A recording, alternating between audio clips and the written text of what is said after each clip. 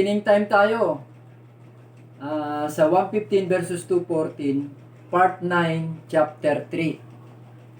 Bago tayo magsimula, gusto ko munang shoutout yung mga damador. Ronald Dos Dos Otadoy. Shoutout sa'yo. Melesio Junior Manimog. Shoutout sa'yo. Gilbert Enoch, shout out sa'yo. Monix Minoso, shout out sa'yo. Ryan Sisa, shout out din sa'yo. Joan Palan de la Vega, shout out sa'yo.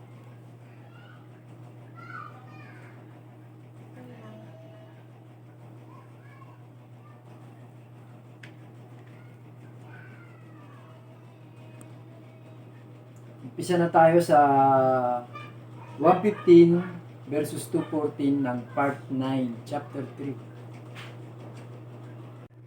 115 tayo. Nag-214 siya. 6-1, 7-2, 116, 3-13, 15-3. Kumain tayo. 13-7, balik siya. Sumubo tayo ng 16-14. 4-16, 3-14, 5-4, 5-1, 116, 9-5, 116, 5-4, 7-3, 115, 11-7, 4-16, 6-1, 11-6.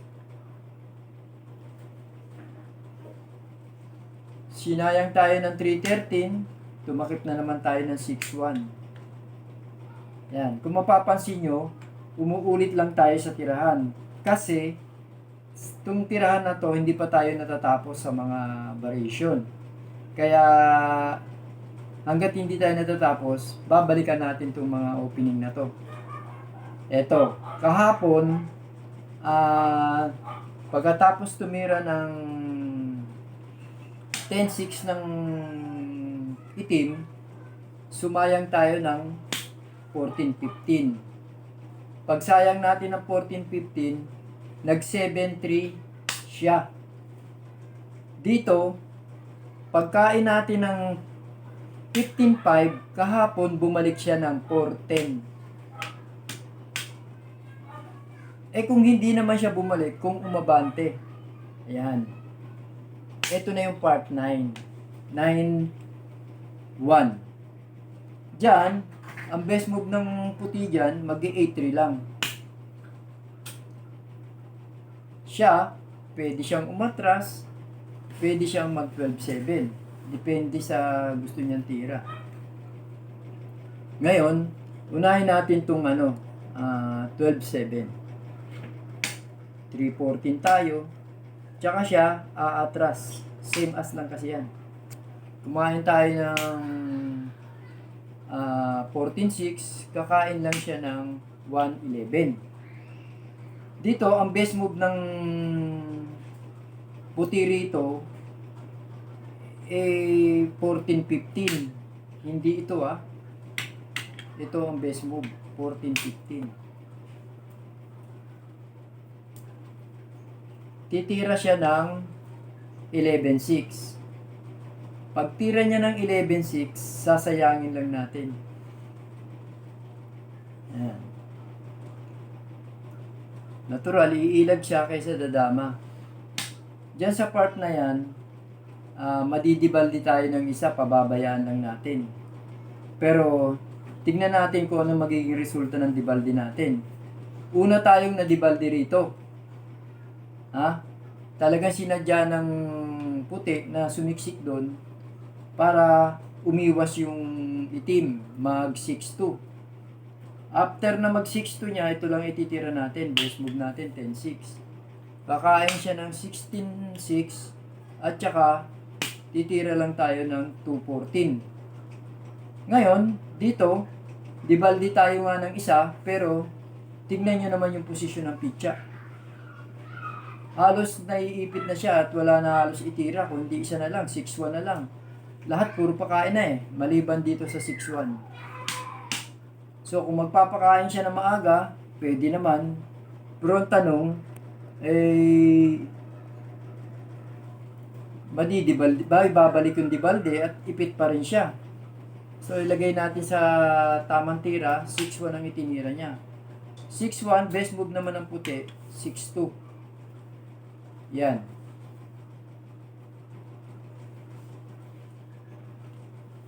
Ngayon, dahil nga ito na, dibalde tayo, pero ang posisyon, ipit siya. Ito na lang ang tira niya, 116. Pagka nag-116 siya, to 12-8 lang tayo. So talagang tagilid na. Bawat tira niya, puro pakain.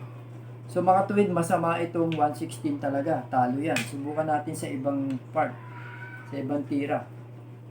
Halimbawa naman, tumira ng 416. Yan. At saka, tumira siya ng 215. So naibalik niya na yung dibalde, pero nandito pa rin tayo sa pagkakaipit niya. Pag tumira siya ng 215, wag natin apurahin na ibigay doon. Kasi, iipitin muna natin siya. Dito lang tayo titira. 16-14. Ngayon, siya, titira na dyan. Puro pakain na naman. Ano bang posibleng itira niya dito? Ito lang. Pwedeng ito. 7-2, dadalawa tayo, kakain siya ng balik. Pero babalikan natin yan. Ito muna ang itinira niya. 15-14. Kumain tayo ng dalawa. At saka sumingit siya. So, ang option natin, pagsingit niya, dito dalawa kakainin niya, dadama tayo, mababawi niya yung dibalde, pero may dama tayo. Kaya, idadama na natin. Kumain siya ng dalawa, ng 2-6, at saka sisipain natin siya ng 7-3. Kakain din tayo ng dalawa. So, ito yung kinalabasan ng posisyon. Ang natirang pitcha sa kanya, 3, 4 sa atin.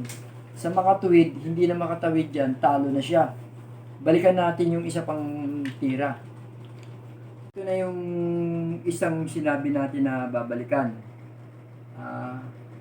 After na magpa-dibalde siya ng 4-16, kumain tayo ng 14-4, tumira siya ng 2-15. Dito muna tayo sa 16-14, iipitin muna natin siya. Kanina, ito yung pinakain niya. 15-14. Ngayon naman, ito ang pinakain niya. 7-2. Dito naman tayo dumalawa. Kumain tayo ng 14-6. Kumain naman siya ng balik 13-1. Tsaka naman natin ngayon ibibigay na itong 5-4. 4-5. Kakain siya ng 1-9. Kakain naman tayo ng 15-1. Dito, titira siya ng 3-14. Titira lang tayo ng 7-3. Pwede siyang nag 14-16. Pwede siyang tumiming ng 8-3. Kaya dyan sa part na yan, malaki na lamang ng puti. Inaantay na lang itong tapusin. Talagang lamang na. O, alimbawa, nag 8-3, 3-14 tayo. 14-16, tsaka tayo mag 1-6. Kain siya ng 16-6. Kain naman tayo ng 2-10. Ngayon, pwede siyang tumira dito. Dadama lang tayo sa 11. Pagtira niya dito, o dito, pupunta lang tayo sa gitna. Kahit na nung itira niya, sa gitna lang ang punta. Kaya, halimbawa, dito, sa gitna lang tayo na nakawin natin. Bawal. Kaya dito naman, pupunta rin tayo sa gitna. O kung dito naman siya, dito lang tayo.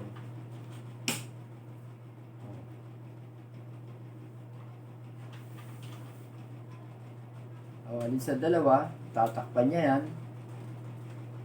Pagtakip niya dyan, eh,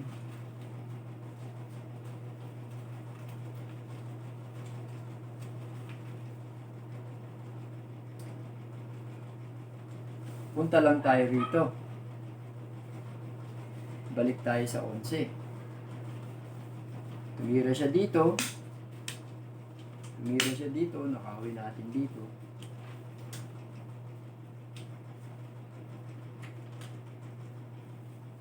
Ngayon, tatakip siya. Tsaka lang tayo titira dito. Sa mga tuwid, mga dama, talagang talo. Kahit saan pa umikot, dahil bukod sa Dibalde, may dama pa tayo. Kaya yung part na yon, yung variation na yon, dumaan na naman sa talo ang itim.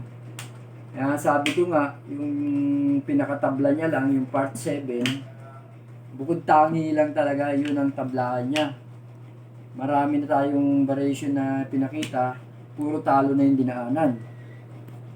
Ngayon, kung may makakalaban tayo rito sa laro na to, posible rin dadaan dito yung tirahan.